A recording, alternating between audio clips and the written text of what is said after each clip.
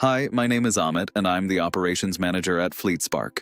This is video 15 in our Trucking 101 series. In the previous video, we covered how new authorities find loads, how to use load boards, and the differences between brokers, dispatchers, and direct shippers. In this video, we're going to explain what freight factoring is, how it works, and how to decide if it actually makes sense for your trucking business. Freight factoring exists because owner-operators must pay the full cost of hauling a load up front, while payment for that work often arrives weeks later. In most cases, owner-operators are paid about 30 days after submitting the post-delivery invoice and paperwork, and depending on the broker or shipper, payment can stretch to 45, 60, or even 90 days. During that waiting period, expenses like fuel, maintenance, insurance, and personal living costs continue to accumulate, putting sustained financial pressure on owner-operators. Over time, this payment lag makes it difficult to plan, save, or grow the business, leaving many owner-operators profitable on paper, but cash poor in reality.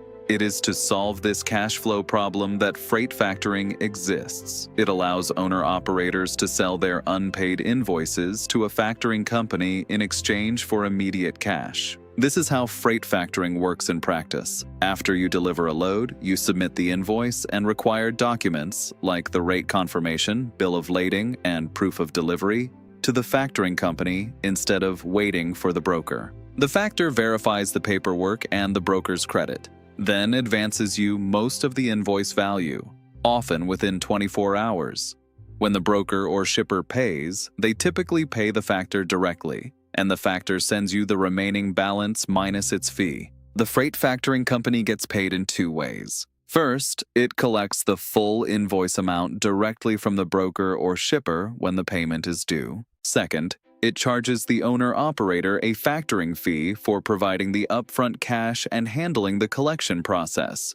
This fee is typically a small percentage of the invoice value. In conclusion, factoring isn't a debt product. You're not taking out a loan. You're selling an invoice you've already earned from work you already completed. That turns a pay later receivable into readily available cash. That said, factoring still shows up in your financials. Because it's a fee-based service, the factoring cost is recorded as an expense, which slightly reduces your net income. The three primary types of freight factoring are recourse factoring, non-recourse factoring, and spot factoring.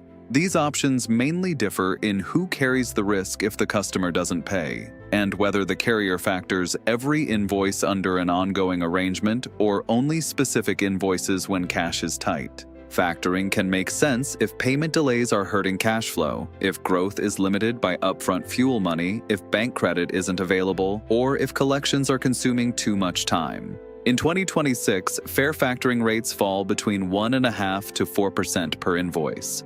But the real cost includes extra fees, contract terms, and whether the agreement is recourse or non-recourse. This will be covered in another video. Before committing, compare factoring to alternatives like broker quick pay programs, instant funding tools, fuel cards with credit lines, or a traditional business line of credit if you qualify.